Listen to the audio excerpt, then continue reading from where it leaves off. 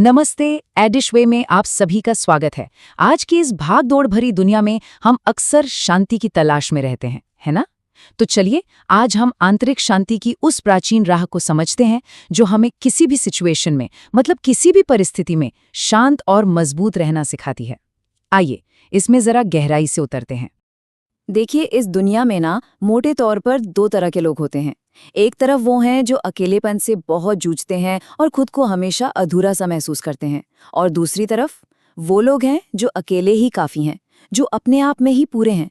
और सच कहूं तो यही चुनाव हमारी अंदरूनी शांति की नींव रखता है। तो सवाल ये है कि हमारी असली ताकत आखिर आती कहाँ से है? क्या ये पैसा है या रुतबा? नहीं, ये बाहर की दुनिया से नहीं बल्कि हमारे अंदर से ही पैदा होती है। ये एक ऐसा मजबूत, अडिग मैं बनाने का प्रोसेस है जो हमारी हर शक्ति का असली सोर्स है। बिल्कुल, सच्ची शक्ति आत्मनिर्भर होने में ही है। सोचिए, जब कोई इंसान अपनी खुशी के लिए बाहर की दुनिया पर या दूसरों पर निर्भर नहीं रहता तो उसे कभी अधूरापन महसूस ही नहीं होता। क्यों? क्योंकि उसकी खुशी का कंट्रोल, उसका सोर्स वो खुद होता है।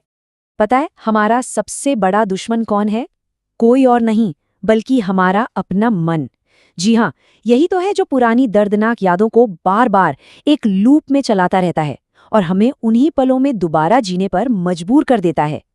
इसीलिए अपने अंदर के रिएक्शंस पर काबू पाना सबसे जरूरी है। तो जब मन में उथल पुथल हो तो सही फैसला कैसे लें? इसके लिए एक बहुत ही कारगर तरीका है। पहला कदम, जब भी गुस्सा या बेचैनी महसूस हो, बस चुप हो जाइए। बिल्कुल मौन, कुछ मत कहिए, कोई रिएक्शन मत दीजिए। दूसरा कदम, जब मन शांत हो जाए तब सोच समझकर कोई फैसला लीजिए।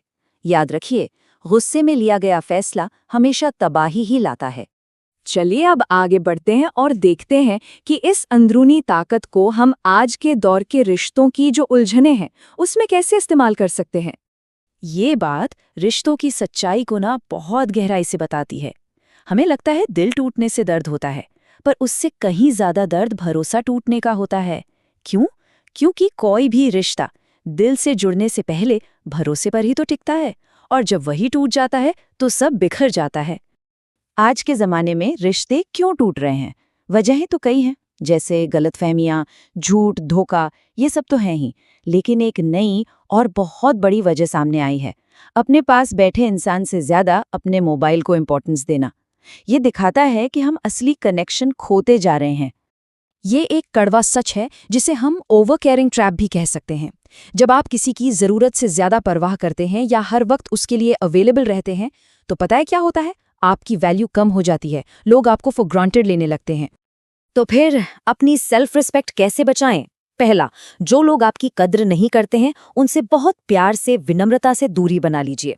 दूसरा, दूसरों को खुश करने से ज्यादा अपनी दिमागी शांति को तवज्जो दीजिए। और तीसरा, जो लोग आपके बारे में अफवाहें फैलाते हैं उनके लेवल तक कभी मत गिरिए। आपकी चुप्पी ही उनके लिए सबसे अच्छा जवाब होगी। अब बात करते हैं जिंदगी की मुश्किलों की, जैसे कि नाकामी या लोगों की बातें, आलोचनाएं, और ये कि एक मजबूत सोच के साथ इनका सामना कैसे किया जाए। ये विचार बहुत पावरफुल है। चाहे करियर में कोई बड़ा झटका लगे या निजी जिंदगी में, इसका मतलब ये नहीं कि सब खत्म हो गया। अक्सर वही टूटना एक बेहतर और नई जिंदगी की शुरुआत का मौका बन जाता है। इसको ऐसे समझिए, जैसे हर बिखराव एक नए निर्माण के लिए जमीन तैयार करता है। जो चीज आपको आज एक बहुत बड़ी नाकामी लग रही है, हो सकता है वो असल में आने वाली कामयाबी के लिए एक जरूरी नींव हो। अच्छा, आलोचना का सामना कैसे करें? ज्यादातर लोग क्या करते हैं? बदनामी के डर से अपने लक्ष्य ही छोड़ देते हैं।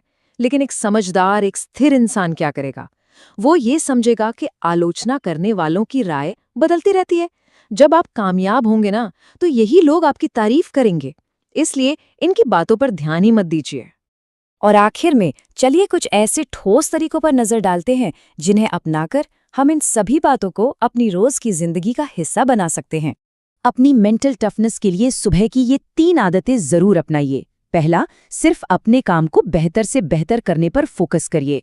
दूसरा, अगर आपके बच्चे हैं तो उनका आत्मविश्वास अपने कामों से बनाइए, दूसरों के उदाहरण देकर नहीं।